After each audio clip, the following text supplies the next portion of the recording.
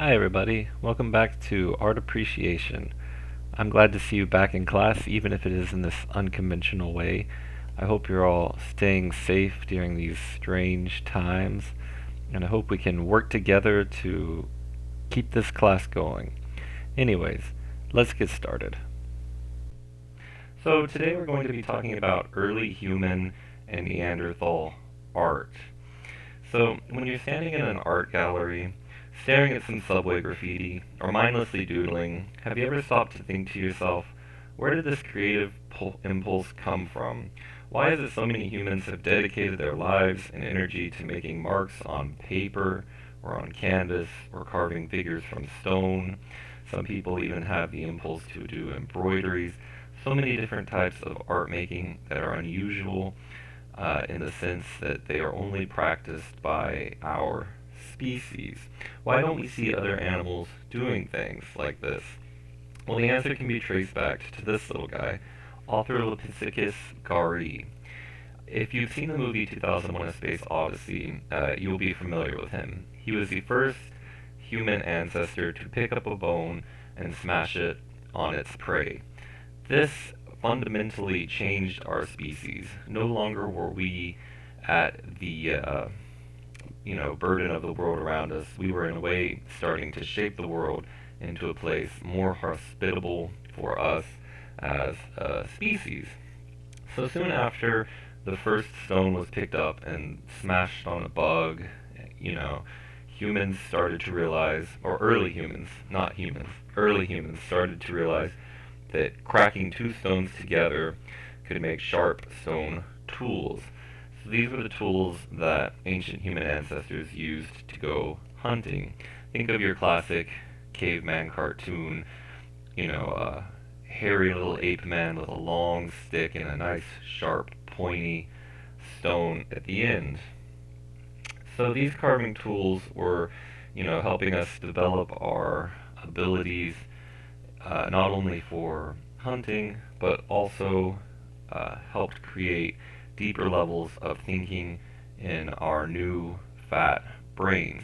As the nutrients in the food we ate got to be more, our brains got fatter and bigger, which led to us, of course, being smarter. And as we got smarter, we started to see things that weren't quite there. We call this pareidolia. You might remember this from previous lectures. So Neanderthals started to find stones that resembled human faces and carry them around. We don't know why they did this. It was possibly for religious reasons, some type of shamanistic practice, but we do call these the Neanderthal figure stones, and they're really interesting. They would find faces on stones, then they would cut the face out of the bigger stone, carry it around with them. This is a practice, still done today. People still find things that look human and keep them. So finally, at one point in history, a new species came and it decided it didn't just want to find human faces in stones, it wanted to create its own human figures. This species, you may know, is called Homo sapiens, or you and me. We are, so far, to this point, the most highly evolved human ancestor, and one day a caveman was carving a stone, and he realized, hey, I can make this look like a human. And that's where we get the early Venus figures from. So when we talk about Venus figures, the first one that we've discovered is the Venus of Beercraft Ram. Now, we don't know if she actually is a Venus figure. She's covered in a lot of controversy. We think she might just be a stone pebble that happens to look sort of similar to a Venus figure. We don't know if it's naturally made. There are grooves in it, which would suggest some type of human intervention. Also, she was covered with a red ochre dye, something that early humanoids often did to their carvings. This leads us to believe there was, something going on with her, whether she was a Venus figure or not. Next, we have the Venus of Tantan from the same time period as the Beer Cat Ram. This is another figure. We're not really sure if it's meant to be human or not, but it's engraved to resemble a female form, and it definitely has red ochre in places we would consider to be legs and breasts, things like that. Now, if we move up in time, we get to the more traditional idea of the Venus figures. The most famous being the Venus of Willendorf, which I'm sure many of you have heard of, is from Germany, 3000 BC. It is characteristic of Venus figures from this time period, has large breasts, hips, and of course a very large stomach, right? That's because we believe these fertility goddesses were made and used as kind of a ritual tool to help people conceive, kind of like an old school aphrodisiac to increase fertility, probably giving it some type of wedding gift. Though, of course, we don't actually know any of this. It's all just speculation. But when we're speaking about ancient Venus figures, the Venus of Willendorf is the most classical, traditional representation of what most people are talking about.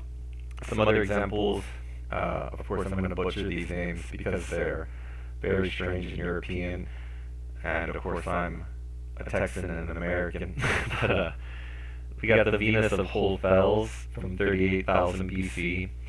She's got, even larger breasts, huge, what we would consider to be nowadays vulva, camel toe type thing going on, probably representing readiness to mate.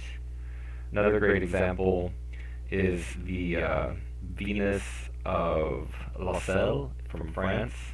She's actually carved into a stone, which means she qualifies as a low relief.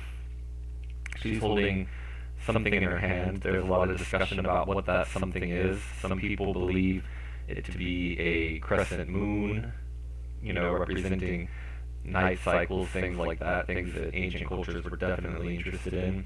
Other people think it might represent a cornucopia, which can be a symbol of abundance, food, that type of thing. And then finally we have the Venus of Brassampé.